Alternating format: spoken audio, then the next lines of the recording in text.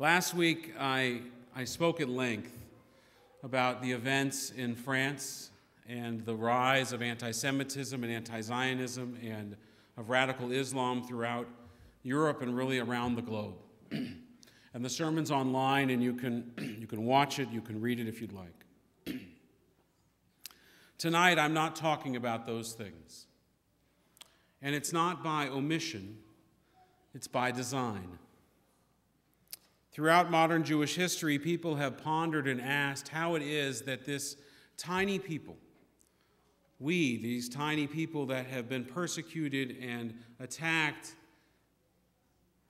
through violence and other forms of oppression through generations, how it is that this tiny Jewish people is still here when, by all bets and all estimations, we should have been gone and wiped off the face of the earth long ago. Why are we still here? Why are there still Jews? Why are there still people practicing Judaism? The Dalai Lama asked this question of a rabbi who came to visit him. And the rabbi's answer was because of memory and because of ritual. That through the remembering of our story, the constant retelling of our story around the Pesach table and the rituals that we create for those holidays, that we have sustained the Jewish people and passed the story Lador Vador from generation to generation. And if you know this story of this rabbi and his conversation with the Dalai Lama, it is from that the Dalai Lama took instruction on how to sustain his people, as they too were in exile from their land. The same question was asked of the early Zionist Achad Ha'am. Asked, how is it that Judaism has survived? And Achad Ha'am famously said, whose name means one of the people, famously said that as much as the Jewish people have kept the Sabbath has kept the Jewish people.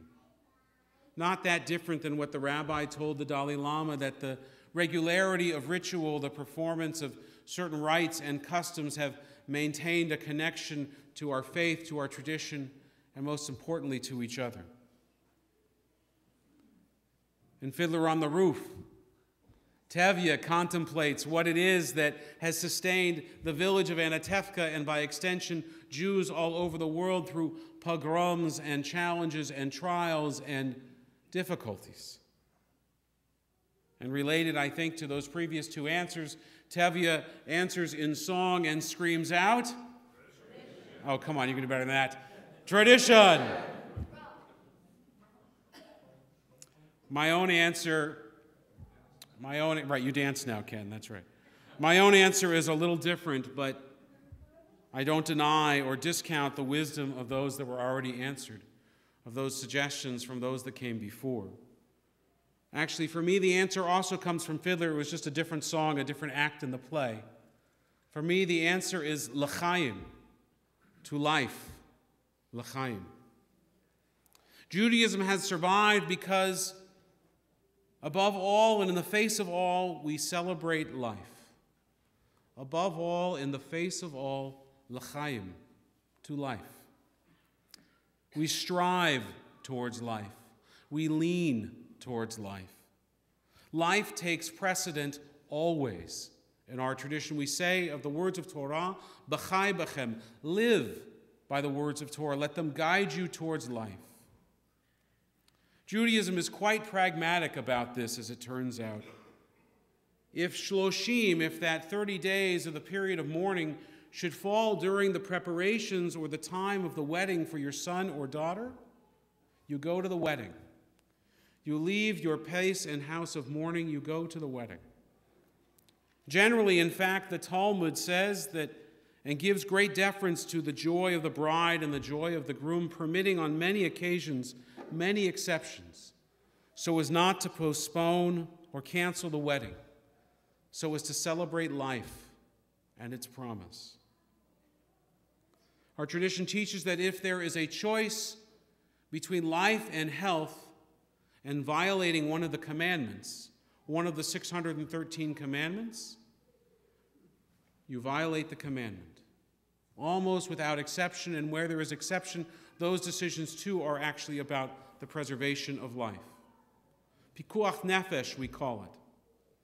It's why doctors can drive on the Sabbath and Orthodox Jews can rush to emergency situations. It's why you can set aside all of Jewish tradition and custom to preserve life. B'chai b'chem. We live by the words of Torah, not to die by them. In a favorite teaching from Jewish tradition, one that I absolutely love and I think speaks volumes about the wisdom of our tradition, it says that the Talmud says that if you are planting a tree and you hear that the Messiah is coming and the sapling of the tree is in your hand, you are to plant the tree first and then go greet the Messiah. Because the tree is life. Because the tree is the seeds, quite literally, of the future, and that takes precedent. Life takes precedent. I'm not talking about France tonight, or anti-Semitism, or anti-Zionism, or terror. Because if I interrupted every sermon and every teaching that I have when there was some kind of incident or some kind of attack or some kind of threat to the Jewish people, I would never talk about anything else. We would never talk about anything else. And in my estimation, if I were to do that, if we were to do that, then terror wins. Then anti-Semitism wins. Then hate wins. The great Jewish philosopher, the Holocaust scholar, and professor at Hebrew University, Emil Fackenheim, famously taught to his students that after the Holocaust, after the Shoah, that we must add a 614th commandment to the 613 that exist in Torah. That we must not give Hitler a posthumous victory. That we must celebrate life. That Judaism must survive. That is the 614th commandment.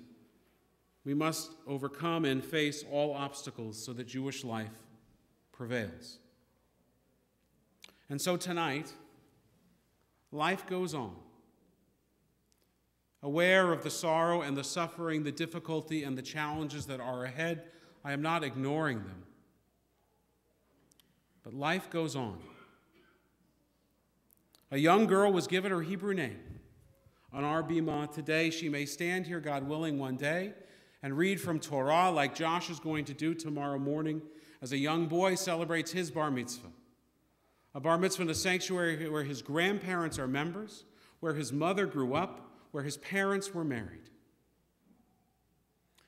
We have in our congregation families that have come to observe yortzites, the anniversary of the death of a loved one, and those that are amidst of Shiva, that most acute and difficult period of mourning. And yet Shiva and Shloshim and even yortzeit, it has a boundary to it. Our tradition says it has to have a beginning, but it also has to have an end. That we cannot spend all of our days in mourning.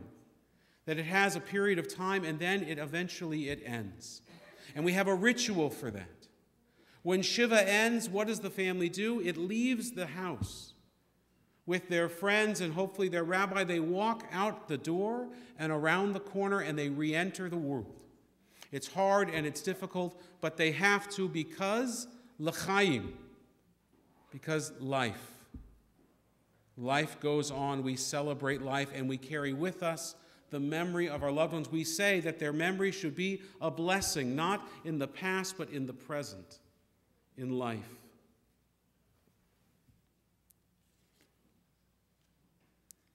Helen Keller, deaf and blind, who managed to teach and to write and to educate a generation, she told us, she taught us, the world is full of suffering, but also full of the overcoming of suffering. All around us each day are people struggling with disease, infirmary, and loneliness, hunger, and the possible loss of hope. And yet many of those same people are paragons of goodness and of giving and of love. It does not erase the obstacles in life, but each day they arise anew, knowing that the world requires the overcoming of it. What is the proper response to the attacks on Jews and Western values in France and Israel and around the world? It may be a military response. Perhaps it's a diplomatic or a legislative response. It is for sure, I prefer, the Jewish response. It is l'chaim. It is life.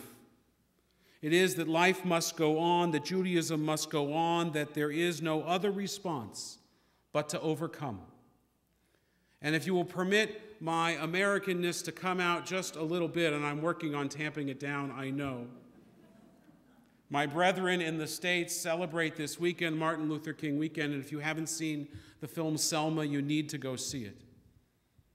And so if you'll permit me, we can say also that it's fitting to add the coda, that we too shall overcome. We too, we Jews, we shall overcome. In spite of everything, life goes on. L'chaim, to life. Ken yehi ratzon, may it be God's will. Amen. Our service continues. We rise for Aleinu, page 586.